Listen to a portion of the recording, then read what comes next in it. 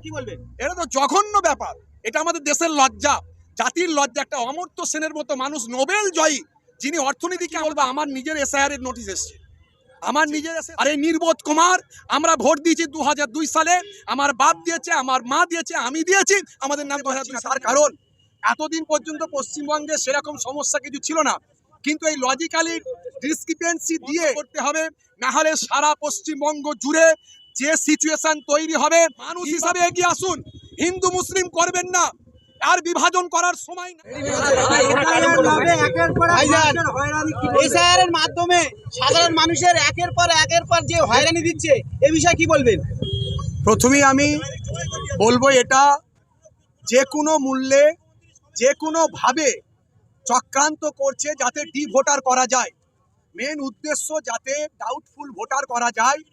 এবং আমরা দেখতে পাচ্ছি সারা ভারতবর্ষের 12টা রাজ্যে এসআইআর হচ্ছে, কিন্তু তারপরে সেই সব জায়গাগুলোর ডিস্টার্ব আমরা শুনতে পাচ্ছি না। তার কারণ এতদিন পর্যন্ত পশ্চিমবঙ্গে সেরকম সমস্যা কিছু ছিল না, কিন্তু এই লজিক্যালি ডিসক্রিপেন্সি দিয়ে এই যে একই মায়ের 6টা সন্তান, একই বাপের 6টা সন্তান, তার মানে তুমি হিয়ারিংয়ে যাও, তারপরে সন্দেহ হলে, সুপ্রিম কোর্টে আমি বলে রেখেছি, সন্দেহ হলেই নির্বাচন কমিশন যে কাউকে ওই ভোটার লিস্ট থেকে বাদ দিতে পারে।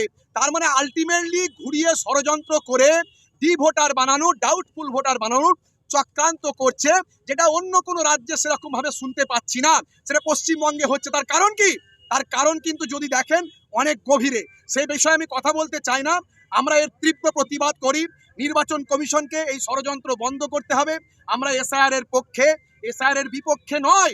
আবারও বলছি, এই লড়াই শুধু মুসলিমদের জন্য নয়, এই লড়াই মানুষের জন্য, হিন্দু মুসলিম খ্রিস্টান জৈন বৌদ্ধ সকলের জন্য। বিপদে সবাই পড়ছে কম বেশি। মুসলিমদের পার্সেন্টেজ অনুযায়ী হিয়ারিং এ বেশি নাম আসছে, এটা সত্য, কিন্তু অমুসলিম হিন্দু ভাইদেরও অনেকেরই নাম আসছে, তারাও কিন্তু কান্নাকাটি করছে। আজকে দেখুন বিওলোদের আজকে 13-14 জন মারা গেলেন, তারা কারা? আজকে দেখুন প্রায় 83-84 জন এই দেশের নাগরিক, এই রাজ্যের নাগরিক মারা গেলেন, তারা কারা? এর বিরুদ্ধে অতি শীঘ্রই বন্ধ করতে হবে, না হলে সারা পশ্চিমবঙ্গ জুড়ে যে সিচুয়েশন তৈরি হবে, নির্বাচন কমিশন কেন, সারা ভারতবর্ষ দেখবে, সারা পৃথিবী দেখবে, মানুষ নিজের জীবন দিয়ে হলেও নিজের গণতন্ত্রকে টিকিয়ে রাখবে, সাংবিধানিক অধিকার টিকিয়ে রাখবে, এই আশা, এই ভরসা আমি করি আপনাদের কাছে। আজকে যারা ঘটকপুকুর এলাকায় ইমাম সংগঠন থেকে শুরু করে মৌলানা মিজানুর রহমান সাহেব থেকে শুরু করে আরো যে সমস্ত ভাইরা আজকের এই প্রোগ্রাম করেছেন, তাদের এই প্রোগ্রামকে আমি সাধুবাদ জানাই। এরকম প্রোগ্রাম প্রত্যেক জায়গায় হবে, এবং এই এসআইআর এর পদ্ধতিকে শিথিলীকরণ করতে হবে, সহজতর করতে হবে, এবং লজিক্যালি ডিসক্রিপেন্সির নাম দিয়ে হেনস্থা করা বন্ধ করতে হবে। নিশ্চয়ই আমরা এসআইআর এর পক্ষে, আমরা সমস্ত রকম আইন প্রক্রিয়ার পক্ষে, আমরা গণতন্ত্রের পক্ষে। অনেকে ধৈর্যহারা হয়ে যাচ্ছে, বিরক্ত লেগে যাচ্ছে, কি বলবেন দাদু? আমি বলবো কেউ ধৈর্যহারা হবেন না। আপনি এদেশের নাগরিক, আপনার বৈধ কাগজ আছে, আপনাকে একবার নয় 4 বার 5 বার প্রমাণ করার সুযোগ পাবেন। সর্বোপরি আমরা আমাদের আইনের প্রতি ভরসা রাখি, আমাদের সংবিধানের প্রতি ভরসা রাখি, সুপ্রিম কোর্টের প্রতি আমাদের আস্থা ভরসা এখনো আছে। আমরা বলবো এটুকুই, কেউ হঠকারী সিদ্ধান্ত নেবেন না, কেউ নিজে ভরসা মানে আপনি ঘাবড়ে যাবেন না, ভয় পাবেন না, আস্থা রাখুন, ভরসা রাখুন। আগামী দিন আরো যোদ্ধা লড়াই হবে, এই ইমাম সংগঠনের পক্ষ থেকে হবে, আমরা লেকচারার্স অ্যাসোসিয়েশনে বেঙ্গল আছি, আমাদের পক্ষ থেকে হবে। এখন আমি আপনাদের কাছে একটাই বার্তা দেব, সব কিছুর ঊর্ধ্বে উঠে আসুন, মানুষ হিসাবে এগিয়ে আসুন, হিন্দু মুসলিম করবেন না, আর বিভাজন করার সময় নাই। আপনার পাশের বাড়ির লোকটা যদি কাঁদে, আপনি কি চুপ করে বসে থাকতে পারবেন? 50 বছর 60 বছর বংশ পরম্পরায় আপনাদের সঙ্গে সম্পর্ক, আজকে কি এমন হলো যে আজকে আপনি তাদের বিরোধিতা, আজকে তাদের পাশে দাঁড়াচ্ছেন না? আজকে আপনি দেওবন্দি, ফুরফুরা, তবলিগ, বেরেলি, আহলে হাদিস করবেন না? আজকে পাশে আসুন, সবাই একত্রিত ভাবে। সারা ভারতবর্ষ, সারা বাংলার মানুষ আপনার আমার দিকে তাকিয়ে আছে। আমাদেরকে অন্যায়ের বিরুদ্ধে প্রতিবাদ করে রুখে দাঁড়িয়ে এই ষড়যন্ত্রকে নস্যাৎ করতে হবে, এবং আগামী দিন এই নির্বাচন কমিশন এই প্রক্রিয়াকে শিথিল করতে বাধ্য হবে। যদি না করে এই আন্দোলন একদিন নয়, মাসের পর মাস চলবে, এটুকু আপনাদের বলে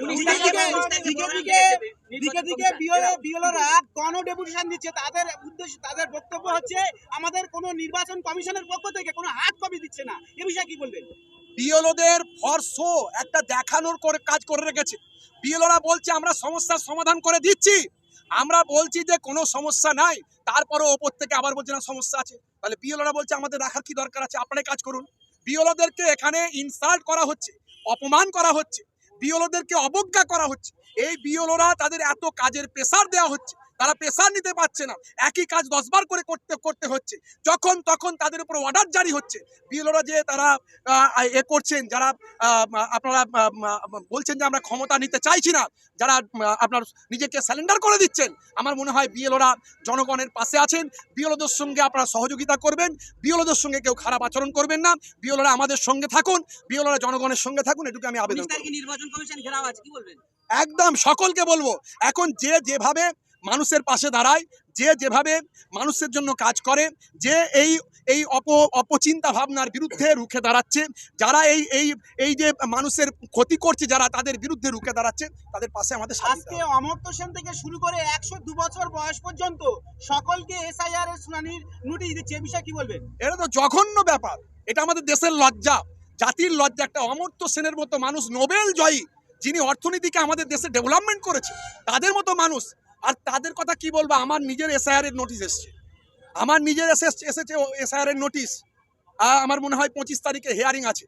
ভাবুন, আমার দাদুর নাম, আমার চাচাদের নাম, চাচাতো ভাইয়ের নাম 2002 সালের লিস্টে আছে।